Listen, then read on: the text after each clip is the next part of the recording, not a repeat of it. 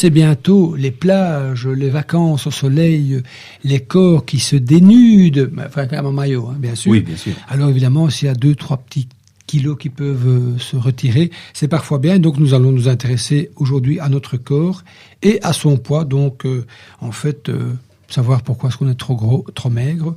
Pour en parler, une personne que nous avons rencontrée il y a maintenant 6 semaines, c'était au mois de mai, au début du mois de mai, on avait parlé également du poids, et du poids de son passé.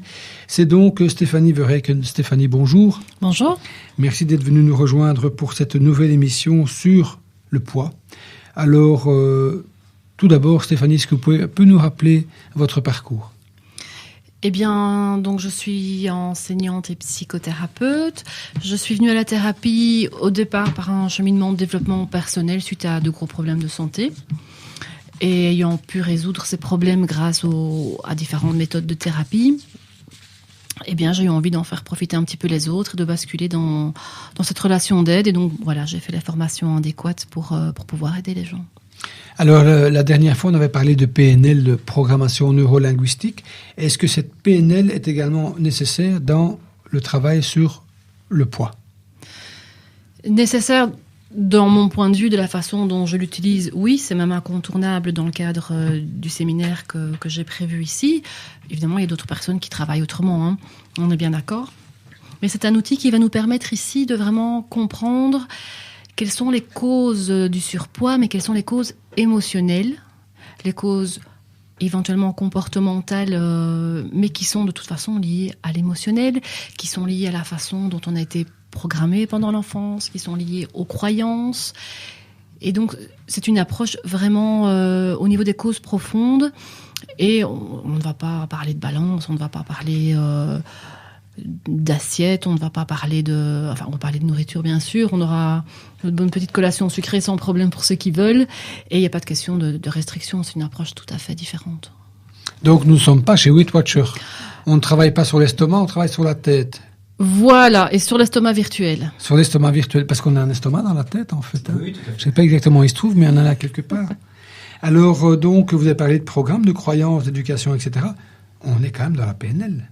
Oui. Un petit peu. Alors donc, qu'est-ce que la PNL ? La PNL est un monde très très très vaste. C'est vrai qu'on en avait parlé dans l'émission précédente, mais on l'a à peine effleuré finalement, puisqu'on aurait passé avec la journée pour en parler. Ça touche beaucoup de domaines. Alors dans le sujet qui nous intéresse ici, c'est que la PNL va avoir des outils concrets pour pouvoir déprogrammer les causes du surpoids et pour aller chercher les causes émotionnelles, mais sans trop triturer le passé. C'est pas vraiment le but ici. C'est vraiment apporter des réponses. Apporter du changement. Des réponses à quoi ?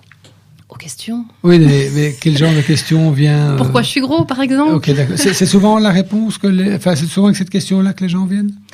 Non, pas spécialement. Les gens ne viennent pas vraiment avec une question. Ils viennent en général plutôt parce qu'ils se trouvent beaucoup trop gros et qu'ils ont envie de maigrir, tout simplement. Et l'inverse existe ? Trop maigre ? Des gens qui se disent je suis comme une planche à repasser, je voudrais être un peu plus épais. Bien sûr, bien sûr. C'est vrai que j'avais hésité quand j'ai créé le séminaire à mettre les deux volets parce que ça se traite finalement de la même façon, avec le même type d'exercice, avec les mêmes techniques. On pourrait traiter les deux côtés, bien sûr. Il y a des gens qui sont beaucoup trop minces, qui mangent pourtant très bien. On ne parle pas ici de problème d'anorexie ou de quoi que ce soit. C'est vraiment leur métabolisme qui fait ça. Et eux voudraient prendre du poids et c'est pour eux aussi difficile que pour quelqu'un qui est en surpoids de perdre du poids, c'est aussi compliqué. Et ce sont le même type de processus en jeu. Donc, moi, ici, j'ai décidé de traiter le surpoids dans le sens où mélanger les deux, ça aurait pu être intéressant. Mais c'est vrai que ça touche plus de gens dans le côté excès que dans le côté trop peu, j'ai envie de dire. Alors, évidemment, on parle de gros, on parle de maigre, mais comment peut-on définir quelqu'un qui est gros ? À partir de quand est-on gros ? À partir de quand est-on maigre ? Alors, si vous posez la question à un médecin, vous allez avoir un poids bien clair, hein, avec, ils ont un petit graphique avec l'index de masse corporelle. Ils vont vous dire à partir de autant de kilos pour votre taille, vous êtes gros et il y a un risque pour la santé. Évidemment, nous, ici, on a un point de vue totalement différent puisque je ne suis pas médecin, bien sûr. Donc, nous, on va s'attaquer tout à fait à un point de vue subjectif. Et donc, c'est la personne qui se trouve grosse ou qui se trouve mince en dehors de tout critère qui serait objectif. Médical, merci. en Je tout cherchais cas, scientifique, etc., qui est encore une valorisation, parce que je suppose, enfin j'en sais rien, mais je suppose que les gros européens n'ont rien à voir avec les gros américains. Je suppose qu'on met un X ou 2 en plus là-bas, probablement, je sais pas. Non? On peut supposer. Je suppose que ça doit jouer parce qu'ils ont d'autres formats, donc on peut supposer. Mais donc on travaille le subjectif plutôt que l'objectif qui est, on va dire, l'aspect purement scientifique. Donc où ils ont décidé qu'il fallait une telle taille pour un tel poids, etc. Voilà, de façon objective, je me mets sur ma balance, je vois tel poids, et je peux voir par rapport à cet indice de masse corporelle, c'est bon, c'est pas assez ou c'est trop. Mm-hmm. Bon, là, évidemment, on est dans un domaine plutôt de la santé, puisqu'on est d'accord qu'un poids qui est trop bas, ça dépend encore évidemment jusqu'où on va, mais on peut arriver dans des problèmes de santé, bien sûr. Et un poids en excès à long terme peut créer des problèmes de santé aussi. Donc, il y a des gens qui pourraient venir dans cette optique-là, puisque les médecins leur auraient dit, par exemple, de maigrir. Mais en règle générale, c'est plus des gens qui vont venir par rapport à un côté esthétique ou confort de vie et qui ne sont pas forcément dans l'obésité morbide ou au sens médical du terme. C'est des gens qui, bien souvent, sont un petit peu rondouillets, oui, mais ne sont pas si énormes que ça, mais ils se voient énormes. Mmh. Et donc, c'est vraiment subjectif. Alors, ils se voient énormes ou les autres les voient énormes et qui se sentent mal par rapport à la façon dont on les voit? Non, je dirais ils se sentent mal par rapport à la façon dont eux se voient et la façon dont ils croient que les autres les voient. D'accord. Donc tout le travail est là? Pas tout le travail, une partie du travail. Okay. Une partie. Parce qu'en fait, il y a un exercice qui est très amusant à faire d'ailleurs, puisque bon, j'ai déjà fait ce séminaire, c'est un bis en fait. Hein. Et les personnes qui viennent, donc elles se voient vraiment énormes. Et il y a plusieurs exercices qui consistent à simplement reprendre conscience du volume réel de son corps. Parce que les gens qui sont en surpoids, qui se sentent gros, qui se croient gros, réel ou pas, au bout d'un moment, quand ils estiment que l'image de leur corps ne correspond plus à la norme, à ce que la société attend d'eux, ou à ce que eux attendent d'eux tout simplement, les gens arrêtent de se regarder dans le miroir. Ils se regardent, mais ils ne regardent que leur visage. Ils ne regardent plus leur corps. Donc, ils n'ont plus d'idée de quel est le volume réel. Ce qui fait que, au niveau de l'imagination, l'image que vous avez en tête de vous va déjà être plus grosse que le volume est réel, mais en plus, cette image va continuer à grossir, puisque vous ne vérifiez pas. Et donc, à partir du moment où la personne peut faire cet exercice, alors évidemment, au début, je dis elles parce que c'était principalement des femmes que j'ai eues jusqu'ici, elles arrivent avec des pieds de plomb pour cet exercice-là. Elles ont du mal quand il faut aller devant le miroir, parce que j'ai acheté un beau miroir pour cette occasion. Ce qui augmente encore leur poids, de venir avec des pieds de plomb. Oui, bien sûr. On va retirer les chaussures, ça va déjà aller beaucoup mieux. Et donc voilà, il y a une appréhension comme ça de se regarder. Enfin, il y a un des exercices qui passe par le miroir, mais pas tous. Et puis bon, la première personne qui passe, évidemment, c'est très difficile pour elle émotionnellement. Et une fois l'exercice passé, il y a vraiment un moment de déclic, un moment de soulagement où la personne se rend compte qu'en fait, elle n'est pas du tout comme elle croit être. Et qu'en fait, elle se regarde dans le miroir, elle se rend compte que, tout compte fait, je suis pas si grosse que ça. Et surtout, parce que derrière grosse, il y a moche. Mmh. Automatiquement, surtout chez les femmes. Hein. Évidemment, je suis une femme, donc le point de vue masculin, je connais peut-être un petit peu moins. Mais c'est vraiment quelque chose de typique consciemment ou inconsciemment. Derrière grosse, il y a moche. Et donc, elle se croit grosse et moche. Ce qui est très, très dévalorisant, évidemment, dans notre société. Et à partir du moment où elles arrivent à se regarder dans le miroir et à se rendre compte que de tout compte fait, elles sont pas moches, elles sont, on va dire, normales, comme toute autre personne. Oui, il y a bien un petit bourrelet par là, il y a bien une petite rondeur, mais tout compte fait, elles peuvent se regarder. Il n'y a pas de quoi crier, il n'y a pas de quoi partir en courant. Et alors là, on voit vraiment, mais en quelques minutes, on voit le visage de la personne qui change et vraiment le soulagement de voir que finalement, elles sont humaines et qu'elles sont tout à fait regardables. Et j'en ai une comme ça qui a commencé à rire et qui m'a dit « Mais j'ai perdu 30 kilos en un quart d'heure. » Ça, c'est intéressant. Ah oui. Ça, c'est vendeur. Hein. Ah oui. Ça, c'est vendeur. Ce cher Carlos, tout nu et tout bronzé. Mais j'espère pour lui. Enfin non, il est plus. Hein. Carlos n'est plus, mais on avait choisi ce chanteur-là parce que justement, il avait un certain volume quand même. Hein. Mais il était très joyeux, par contre. Oui. Donc souvent, on constate que les personnes un peu plus imposantes, plus grosses, on va dire, sont joyeux. Contrairement aux plus fins qui ne sont pas toujours aussi avec le sourire. C'est peut-être une généralité, mais on constate quand même souvent que les plus imposants, les plus qui sont bien en point, aiment bien... Si je peux parler de mon cas personnel, parce que bon, je suis en surpoids depuis presque toujours. Une fois qu'on commence à s'accepter, on a tendance à essayer de plaire autrement que par l'apparence. D'accord. Donc, bien souvent, on a tendance à avoir plus d'humour, à prendre les choses différemment et à présenter aussi les choses différemment aux autres. Donc c'est quand même une façon de vivre qui est intéressante parce que c'est une autre optique qui va permettre de vivre les choses autrement. C'est quand même agréable d'avoir quelqu'un de joyeux, etc., etc. Oui, et puis c'est aussi mettre son estime de soi sur autre chose que le corps, que l'image que l'on donne de soi, que cette image sociale finalement, magazine, qui est à la mode dans notre société. Parce que c'est ça qui est en jeu finalement. En dehors de la santé, évidemment, si on montre trop loin, ça c'est un autre point. Mais sinon, c'est vraiment ça le problème. Les gens qui viennent souvent, c'est le côté esthétique, et donc c'est le côté dévalorisation, c'est je suis gros ou je suis grosse, et donc j'ai cette image de je suis pas capable de faire régime, et on rentre dans un processus de dévalorisation qui est atroce finalement, alors que la qualité de la personne n'a absolument rien à voir avec son poids. Enfin, il y a un autre souci, c'est que par la suite, la personne qui est, on va dire, à poids normal ou un peu moins épaisse, de toute façon, elle aura un autre souci plus tard, c'est tiens, j'ai des rides, j'ai ceci, j'ai cela. De toute façon, dans tous les cas, le corps, il ne suit pas, donc tôt ou tard, il nous lâche dans l'histoire, donc c'est un peu ça le souci. Bien sûr, si on part sur des critères purement esthétiques, de toute façon, on va vieillir, on va se ramollir aussi, donc le corps de nos 20 ans, on va se flétrir, voilà, on va pas le garder tout le temps. Donc c'est vrai que c'est peut-être pas le meilleur atout le corps, d'une manière générale. Non, mais malheureusement, c'est ce qui est très valorisé quand même encore. Alors puisque justement Christophe parlait du poids, comment est-ce qu'on peut faire pour se sentir bien dans son poids ? Se sentir bien dans son poids. Oui, il y a tout un... Mais déjà, encore une fois, en prenant conscience de l'image, du volume réel de son corps. Déjà, rien que ça. Et le côté acceptation, et c'est ce qu'on disait tout à l'heure, mettre son estime de soi dans autre chose que dans le regard des autres et dans son propre regard, parce que finalement c'est celui-là qui fait le plus mal, c'est pas celui des autres. Oui, les moqueries pendant l'enfance, ça c'est autre chose, mais après, une fois adulte, ce qui fait mal, c'est son propre regard. C'est celui qui nous critique, parce qu'on est très critique pour le poids, mais pour autre chose aussi. Je pense que la personne la plus méchante au monde avec nous-mêmes, c'est nous-mêmes. Mais est-ce que vous ne pensez pas que si, par exemple, on était tous des gros ? Oui. Bon, on ne le verrait pas, puisqu'on serait tous gros. C'est comme moi, la première fois, c'est réel, la première fois que j'ai vu un noir, je ne savais pas que ça existait. Donc ça m'a fait tout bizarre. Je n'ai jamais songé que c'était possible, qu'il y avait quelqu'un qui pouvait avoir une peau d'une autre couleur. Mais si on est tous des gros, on voit pas la différence puisqu'on est tous pareils. Mais c'est quand on en voit un autre qu'on se dit tiens, mais enfin, donc il y a d'autres formes, d'autres gabarits, etc., etc. Donc est-ce que le regard de l'autre n'est quand même pas celui qui va être le détonateur, ou en tout cas celui qui va marquer?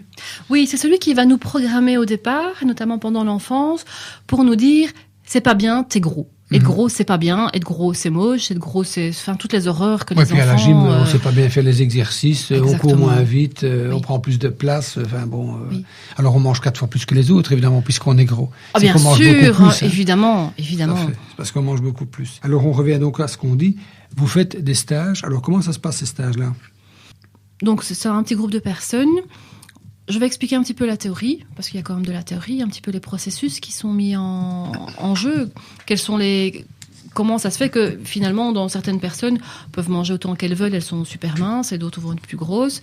Comment ça se fait que la même personne, finalement, va, suivant ce qui se passe dans sa vie aussi, à certains moments, en mangeant de la même manière, prendre 20 kilos, ou en perdre au contraire une dizaine ou une vingtaine, et ne plus réussir à reprendre du poids, alors qu'elle mange exactement pareil. Donc là, je vais expliquer un petit peu comment ça fonctionne, quels sont les processus derrière. Et après, il y aura des exercices. Donc là, on fait des petits groupes de 3 personnes en général. Et voilà, les gens vont faire l'exercice pour vraiment intégrer ce qu'on vient d'expliquer, pour trouver chez elles ce qui résonne et essayer déjà de trouver quelques réponses. Évidemment, c'est qu'un jour et demi, c'est un week-end. Donc, on ne va pas tout résoudre en un week-end, on est bien d'accord. Ça va être une pièce ou plusieurs pièces du puzzle qui vont venir se mettre en place. Ça peut être la première d'un long cheminement, comme ça peut être la dernière d'un chemin qui est déjà passé et le déclencheur qui va faire que tout va se mettre en place. Ça dépend un petit peu où chacun en est.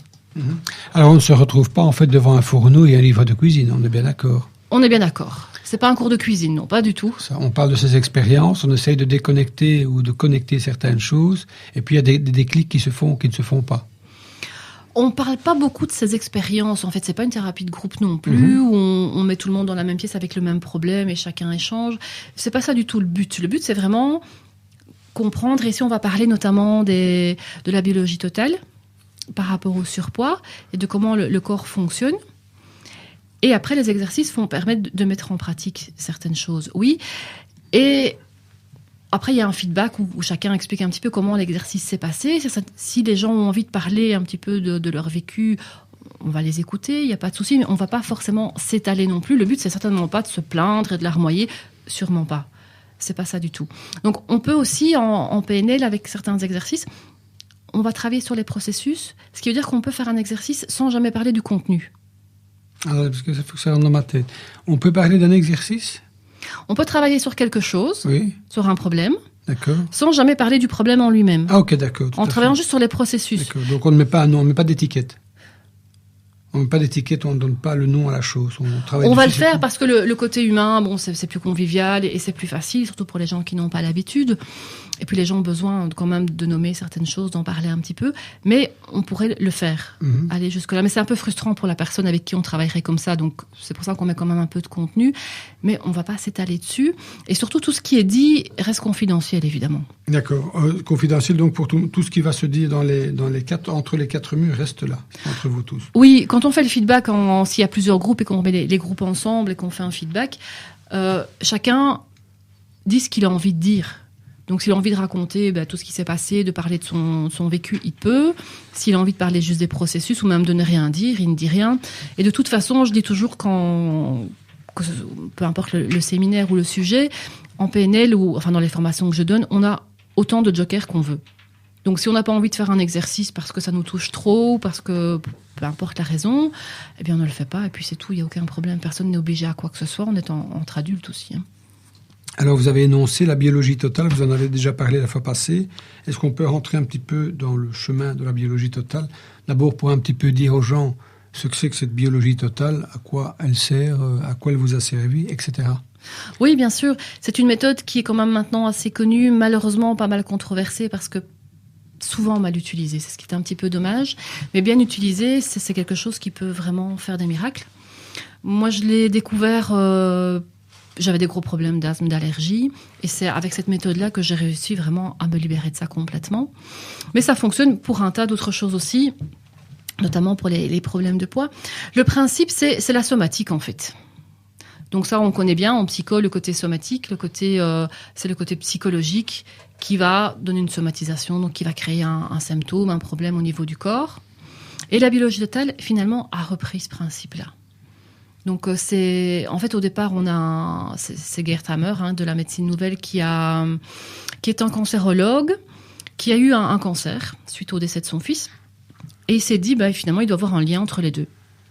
Et en comprenant ça, en travaillant sur ce côté émotionnel, il a guéri de son cancer et il s'est dit mais finalement si ça marche pour moi, ça doit marcher pour mes patients aussi. Et de là, il a recontacté tous ses patients ou les familles des patients pour ceux qui malheureusement n'étaient plus là.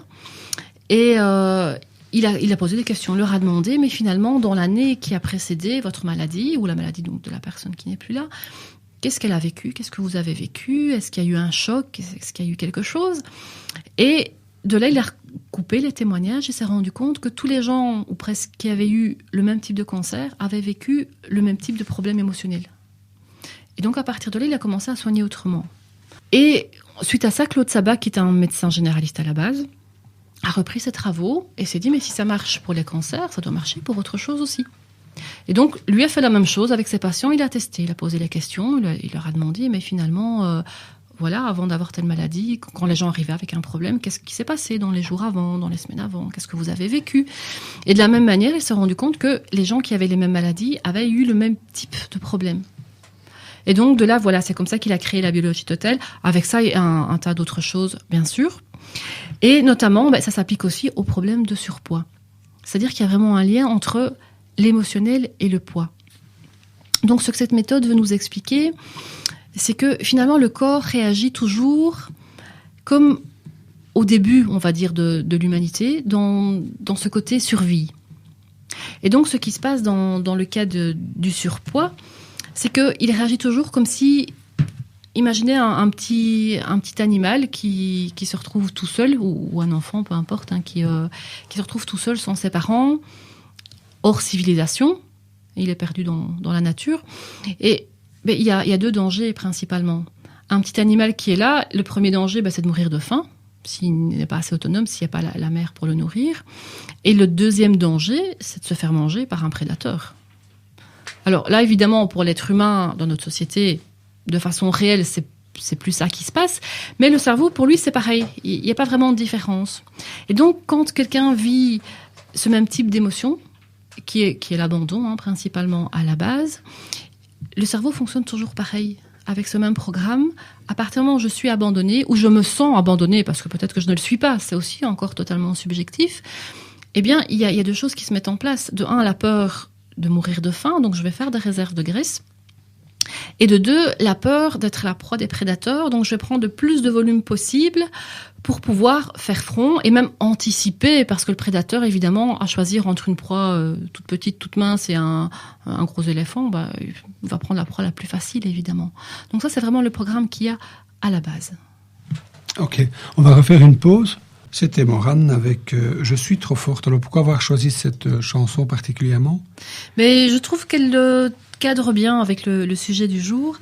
J'aime beaucoup cette façon dont Morane, dans toute la chanson, elle parle justement de ce cliché de « je suis trop forte » dans le sens où, au départ, c'est toute mon enfance, on m'a reproché que je suis trop grosse, de dire trop forte, il y a trop grosse.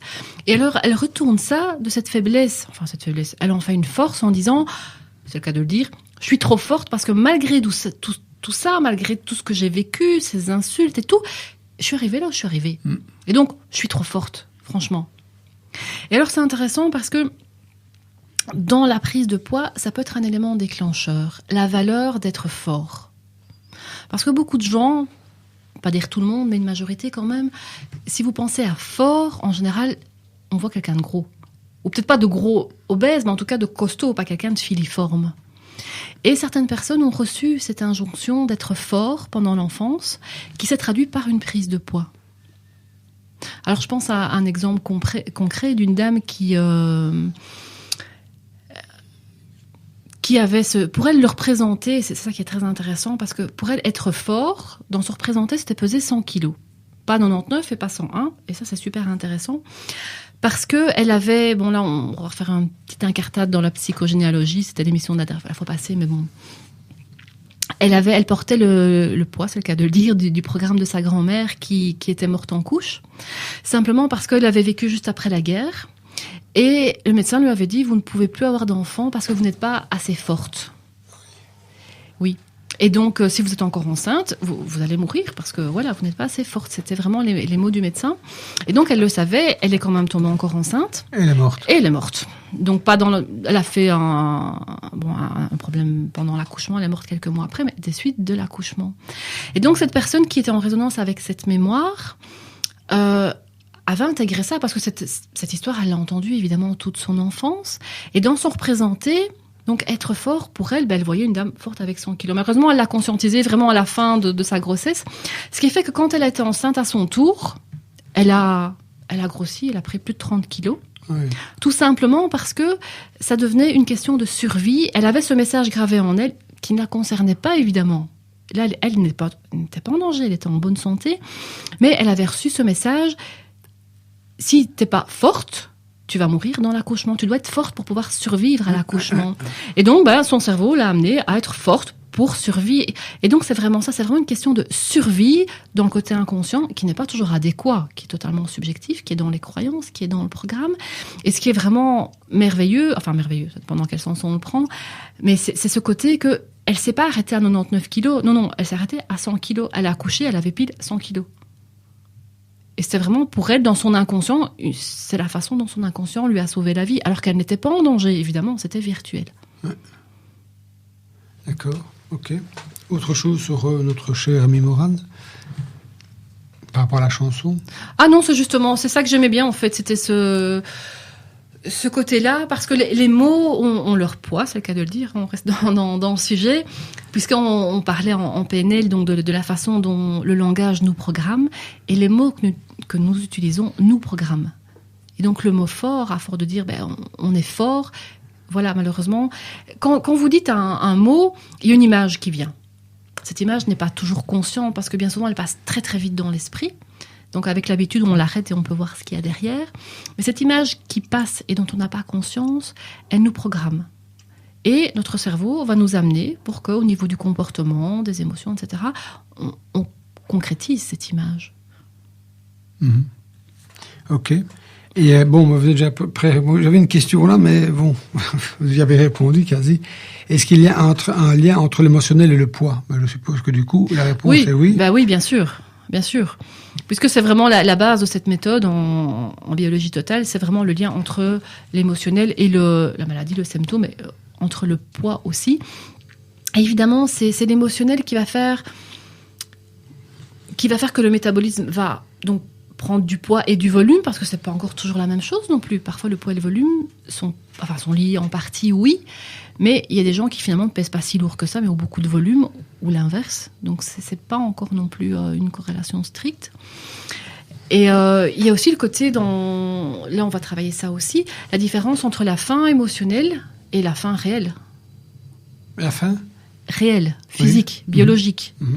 Puisqu'il y a la faim qui est là, on a besoin de manger, parce que sinon, évidemment, si on ne mange pas, il y a un problème.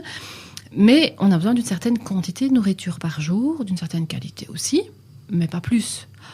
Or, il y a toutes les faims émotionnelles, où là, on a l'impression d'avoir faim, que si on ne mange pas, on va tomber par terre, parce qu'on croit qu'on a faim, alors qu'en fait, on n'a pas faim. Physiquement, on n'a pas faim. C'est une émotion, et cette faim-là nous permet finalement d'éviter quelque chose qui nous dérange. Et donc, ce qu'on va apprendre aussi, c'est aller chercher quel est l'élément que cette faim veut nous faire éviter et détourne un peu notre attention comme ça en nous apportant on va manger un petit peu, pendant ce temps-là, on n'y pense pas, on pense à autre chose et puis c'est passé. Alors justement, cette émotion de la faim, on va dire, quelles sont les grandes émotions qu'on peut rencontrer? Donc, qu'est-ce qui fait qu'on détourne nos émotions sur une assiette, sur un verre, sur une assiette? C'est quoi ces émotions, d'une manière générale? Elles sont répertoriées? Est-ce que c'est souvent les mêmes qui reviennent? Si on prend le principe de la biologie totale, c'est clairement l'abandon. Ah, l'abandon. L'abandon, ouais. Donc, le fait d'avoir réellement été abandonné ou de s'être senti abandonné? Oui, il n'y a pas besoin d'être réellement abandonné. On parlait dans l'émission précédente des deuils, et certaines personnes, lors d'un deuil, se sentent abandonnées. Or, c'est clair que la personne qui est décédée ne l'a pas abandonnée de sa propre de gré, évidemment. Okay. Elle est simplement, elle n'est plus là. Et la personne, si elle se sent abandonnée, oui, elle peut, à ce moment-là, prendre du poids. On peut se sentir abandonné et ne pas en prendre aussi. Ne faites pas dire ce que je n'ai pas dit. Ça ne marche pas forcément dans les deux sens. Et donc, voilà, c'est qu'on soit vraiment... Il y a des gens qui vont être abandonnés réellement, que les parents vont les abandonner, ils vont être recueillis par une famille ou dans un institut, et là, ils vont être bien entourés, ils vont être aimés, ils vont se sentir aimés, choyés, et ceux-là ne vont pas développer de problèmes d'abandon, et pas de surpoids, rien de tout, ils vont être bien. Et puis, il y en a d'autres qui sont entourés, qui n'ont jamais été réellement abandonnés, mais qui se sentent abandonnés. Et l'abandon peut être simplement, par exemple, le regard qui se détourne, donc le fait qu'on ne soit plus regardé. Oui, bien sûr. C'est une forme d'abandon aussi. Bien sûr, c'est du ressenti. C'est ça, d'accord. C'est du ressenti, donc ça n'a rien à voir avec la situation réelle. C'est vraiment comment la personne ressent les choses. Ce qui, évidemment, ça change évidemment totalement la donne. Alors bon, évidemment, je suppose que l'alimentation a quand même un aspect. Oui. C'est difficile de prendre du poids si on mange une carotte tous les jours. Oui, on est d'accord. Maintenant, c'est vrai qu'en mangeant de la même manière, parfois on prend, parfois on ne prend pas. Mais ce phénomène d'abandon va changer les comportements alimentaires. Puisqu'il va créer ces faims émotionnelles. Chaque fois qu'on va être confronté à quelque chose qui va nous rappeler cet abandon, s'il est trop fort, s'il n'est pas gérable, eh bien, le cerveau, donc, comme je disais, va détourner l'attention et nous amener vers la nourriture. Et donc, forcément, on mange à des moments où le corps n'a pas besoin de manger. Et donc, là, on mange trop et évidemment, ça va créer un surpoids. Et à partir du moment où on va travailler sur cette émotion, où on va guérir ce problème d'abandon, naturellement, le comportement va se modifier puisqu'on n'aura plus besoin de se détourner de cette émotion qui vient nous embêter comme ça. Et donc, on n'aura plus besoin de manger inutilement. On mangera uniquement quand on a faim. Donc, on peut non seulement manger moins et maigrir, mais en plus se sentir bien dans son poids. Ça peut jouer sur les deux éléments. Bien sûr. Ok, donc le fait d'avoir fait un travail psychologique, je vais dire. Oui. Enfin, ça ne veut pas dire une thérapie, mais un travail psychologique. On peut aller beaucoup mieux dans son assiette et du coup dans son corps. Oui, il y a les deux. Il y a vraiment le côté, je me rends compte que tout compte fait, oui, j'ai 5-6 kilos en trop ou 10 kilos en trop, et tout compte fait, ma santé n'est pas en jeu. Et donc, voilà, je me sens bien comme ça et j'ai pas envie de me priver, voilà, et tout va bien. Et je m'accepte tel que je suis, et là, le problème est réglé. Ou bien alors, il y a le côté, je comprends ce qu'il y a derrière, je comprends les émotions, je les traite, et à ce moment-là, il y aura une perte de poids qui va arriver. Oui. C'était clair dans la Lune, on n'avait jamais entendu faire. Moi, j'avais jamais entendu parler de cette chanteuse-là. C'est très chouette, les paroles sont très très chouettes. Je veux maigrir. Justement, en parlant de je veux maigrir, en général, quand on parle de maigrir, on parle également de régime, forcément. Alors, comment expliquer que les régimes qui sont censés faire maigrir font grossir ? Oui, c'est un paradoxe, ça, quand même. Hein. Alors, c'est vrai qu'un régime à court terme va vous aider à maigrir. Faites régime, arrêtez de manger, vous allez maigrir, ça, c'est incontournable. Le problème, c'est qu'ils font grossir à court terme. Maigrir. Non, oui, pardon, grossir à long terme, c'est ça que je voulais dire. Maigrir à court terme et grossir à long terme. Okay. Oui. Parce que, tout simplement, il y a déjà une raison toute simple, c'est que tenir un régime toute sa vie, c'est pratiquement impossible. Il y a toujours un moment où ça va pas, où on craque, où on se dit allez, je me laisse par exemple les vacances, juillet, août, je fais pas attention. Et puis là, on reprend, forcément. À partir du moment où, et là c'est le côté, j'ai envie de dire, diététique, physique, on diminue les calories. Donc le corps s'habitue à fonctionner avec peut-être 1000 calories au lieu de 2000. Et puis après, quand on remonte à ne fût-ce que 1500 ou 2000, il prend plus que ce qu'il prenait avant avec 2000. Et puis après, du coup, on va redescendre à 800 calories, et puis on part dans un système d'escalade comme ça. Ça, c'est le côté physique. Donc, en fait, il reçoit 1000 calories. Dès qu'il en reçoit 1500, il se met en sécurité et il récupère et il met de côté, c'est ça ? Mais oui, et en plus, comme un écureuil. Oui, c'est exactement ça. Et comme l'organisme a été privé à un moment donné, qu'il sait qu'il a eu faim, quand on fait régime, on a faim. Ça, les régimes, on n'a pas faim, c'est quand même très rare. Ça existe, mais c'est rare. Mais de toute façon, il est privé, puisque c'est par ce mécanisme-là qu'on maigrit. Et donc, lui, le petit cerveau, il vous dit, attends, je t'attends au tournant. Hein. Tu m'as eu la fois passée avec 1000 calories. Eh bien, maintenant, j'apprends à fonctionner avec 1000 calories. Et tu m'en donnes 1500, j'en mets 500 de côté. C'est ça. Et puis après, si on finit par fonctionner, certaines vraiment arrivent à fonctionner avec 500 calories, mais bon, évidemment, elles sont limite de tomber dans les pommes, comme elle le dit dans la chanson, ça, évidemment. Ouais. Et plus on diminue le seuil, et plus le corps s'économise. Et c'est un petit peu comme ces gens qui ont peur de manquer d'argent, ou qui ont connu la guerre, ou quoi, et qui vont vivre en ne mettant pas de chauffage parce qu'ils ont peur de dépenser un petit peu d'argent, parce qu'ils ont peur de manquer, mais avec des sommes astronomiques à la banque. C'est la même chose. Et en fait, ce sont des pauvres riches, parce qu'ils ont de l'argent en banque, mais ils vivent comme des pauvres. Voilà, c'est exactement ça. Le corps fait la même chose. Il s'économise, parce qu'il sait bien qu'après, vous allez encore l'affamer, et donc il fait des réserves. C'est ça. Donc ça, c'est le côté, j'ai envie de dire, plutôt diététique, médical, classique, que la plupart des gens connaissent un petit peu. Alors, du point de vue de l'émotionnel, c'est un petit peu le même système.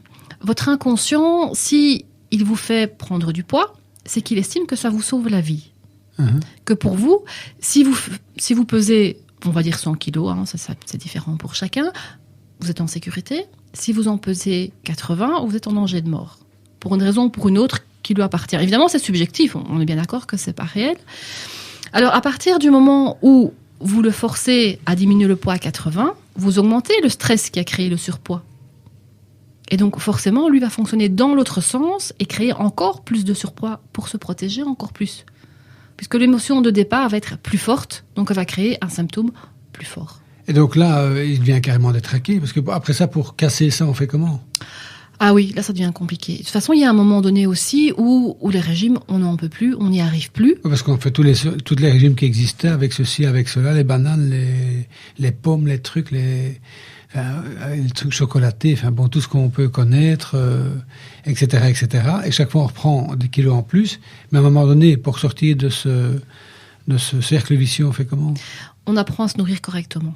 Ah oui, d'accord. Parce que finalement, évidemment, il y a différentes sortes de régimes.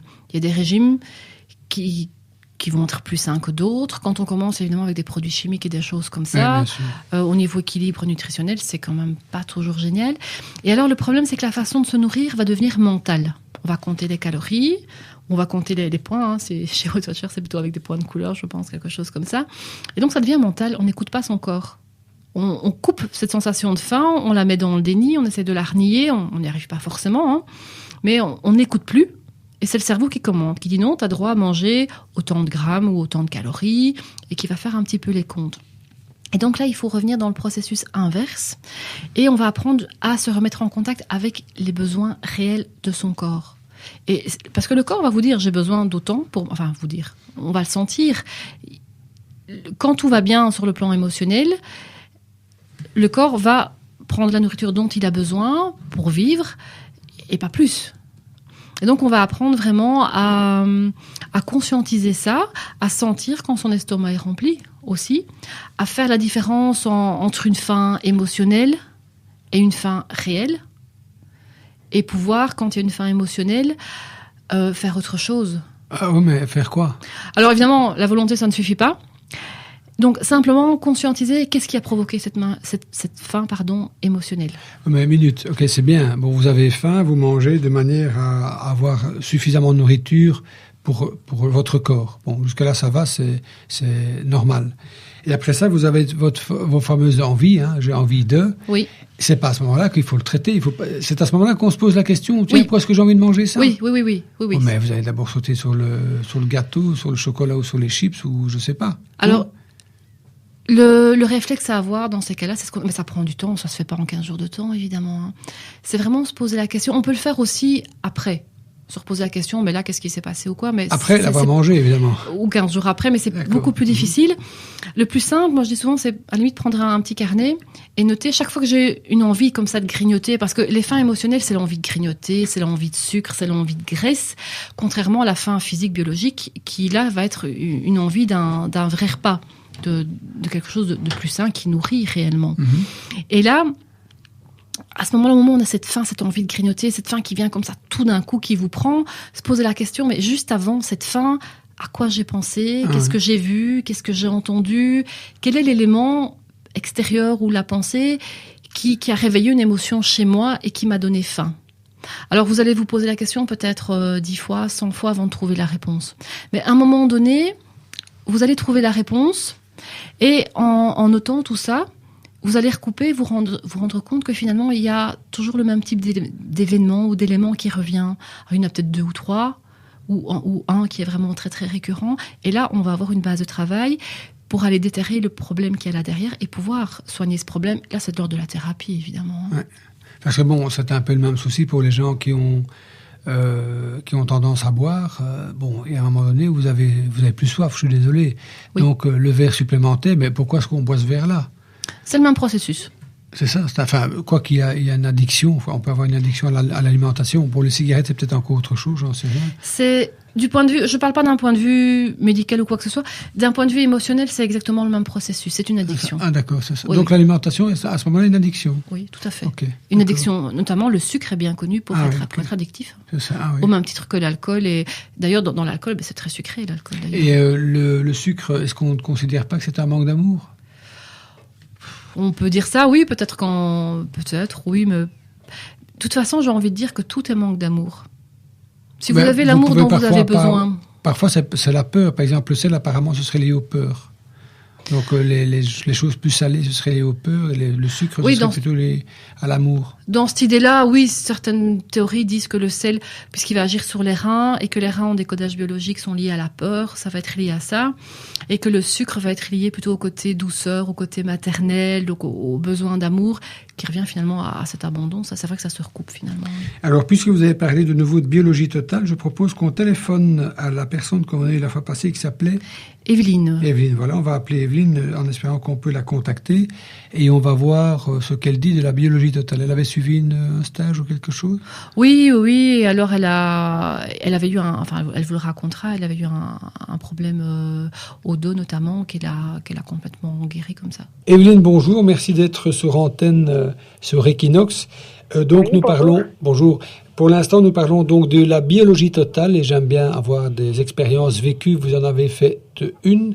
Alors, quelle est votre expérience par rapport à la biologie totale ? Eh bien, en fait, ça a été un peu comme une baguette magique. Encore une fois, avec tout ce qui concerne un petit peu tout ce que Stéphanie fait, sans faire d'elle une magicienne, mais bon, parfois ça fonctionne très vite. En fait, moi, j'avais des problèmes de dos assez importants, avec hernie discale qui n'était pas opérable, etc. Mais enfin, ça m'handicapait beaucoup dans la vie. Et avec les outils PNL, Stéphanie, et puis avec le décodage biologique grâce à la biologie totale, avait pensé à quelque chose, et donc elle m'a posé les questions nécessaires pour faire émerger de mon inconscient la cause qui avait pu, la grosse émotion qui avait pu se loger là dans ma colonne pour se réfugier quelque part. Et alors bon, au départ, quand elle m'en a parlé, moi j'ai pas du tout cru. Pour moi, ce n'était pas possible. Et en fait, c'est normal parce que comme c'est dans l'inconscient, forcément, on n'en a pas conscience. Mais physiquement, quand on en a parlé, j'ai senti vraiment comme une explosion dans ma colonne. Au moment où elle l'a dit. Mais je ne lui en ai pas parlé parce que je ne voulais pas y croire. Et ensuite, eh bien, ça a continué son chemin. Et dès le lendemain, je n'avais plus mal. Et c'est une rémission jusqu'à aujourd'hui? Oui, c'est-à-dire que j'ai recommencé à jardiner, ce que je ne faisais plus depuis passé 2 ans. Évidemment, quand je fais un effort, etc., bon, le lendemain, j'ai un peu mal comme tout le monde. Mais avant, c'était handicapant au point que je ne pouvais plus me relever. J'avais des difficultés pour m'asseoir dans mon lit. C'était vraiment très, très, très, très lourd. Tandis que maintenant, franchement, cette douleur-là aiguë qui paralyse, elle a complètement disparu. Et jusque maintenant, j'espère que ça durera, elle n'est jamais revenue. Et je me suis toujours dit que pour les petites douleurs résiduelles, je retournerai voir Stéphanie pour approfondir la question. Et puis bon, je ne l'ai jamais fait. Peut-être que je ne suis pas prête à le faire. Ça, je ne sais pas. Mais en tout cas, c'est vrai qu'elle a pu. Il a fallu qu'elle aille rechercher, qu'elle me fasse aller rechercher dans mon inconscient ce problème-là. Et maintenant, c'est vrai que je dois le reconnaître. Oui, ça a existé. Et sans doute que ça s'est vraiment passé comme ça, et mon inconscient a refoulé cette émotion trop dure en la plaçant dans cette maladie, quoi, cette douleur chronique pour me décharger de ça. Mais voilà, il fallait pouvoir aller le rechercher. Et ça, ce n'est pas possible de le faire soi-même parce que comme c'est dans l'inconscient, forcément, on n'y a pas accès. Ok, en tout cas, je vous remercie pour votre témoignage. Et je vous souhaite une bonne continuation avec ce que vous avez pu apprendre avec Stéphanie. Merci et bonne chance à vous. Au revoir, merci. Au revoir. Quelque chose à dire par rapport à le témoignage qu'on vient de recevoir? Mais oui, c'est un très beau témoignage d'Evelyne. Et ce que j'aime beaucoup dans la façon dont elle explique, c'est la résistance qu'elle avait à conscientiser finalement le problème qu'elle avait somatisé. Et ça, c'est quelque chose qu'on retrouve un peu chez tout le monde, c'est normal, puisqu'à partir du moment où le problème est passé dans la biologie, dans le côté somatique, dans un symptôme, s'est transformé en maladie, c'est parce que l'émotion était tellement forte qu'on ne pouvait pas la traiter, qu'on ne pouvait même plus la voir ou la sentir, qu'on n'ose plus l'affronter et quelque part elle nous fait peur ou elle est trop grosse, on ne sait pas la gérer. Donc forcément on la met dans l'inconscient et c'est une protection pour la personne. Donc quand on veut aller la déterrer, quand on veut en parler, la personne va souvent se braquer, parfois se mettre en colère si on met le doigt dessus de façon inappropriée. Parce que c'est très difficile d'aller l'affronter à nouveau. Donc ça demande vraiment... C'est un travail qui finalement demande du courage aussi. Bien sûr, ça c'est un choix aussi. Hein. Rester comme ça peut demander beaucoup de courage aussi. À un moment donné, il faut savoir si on veut faire le pas ou pas. Oui, bien sûr. Alors voilà, nous arrivons à la fin de cette émission. Il nous reste quelques secondes que je vous laisse. Et voilà, j'en profite aussi pour vous remercier Evelyne pour son témoignage, remercier Christophe qui est là, vous remercier, vous Franck et tous les gens qui nous écoutent. C'est très gentil. Christophe, on se revoit dans 2 mois. Dans 2 mois. C'est les vacances. 2 mois, 2 jours, oui. 2 mois, 2 jours. Et donc, on peut prendre du poids, nous, puisqu'on va manger, on va faire tout. Oui, non, je préfère ne plus en prendre de trop. Alors, on ne mange plus, on maigrit. Ok, chers auditeurs, nous vous souhaitons de très, très bonnes vacances, quel que soit ce que vous faites. Et on se revoit à la rentrée.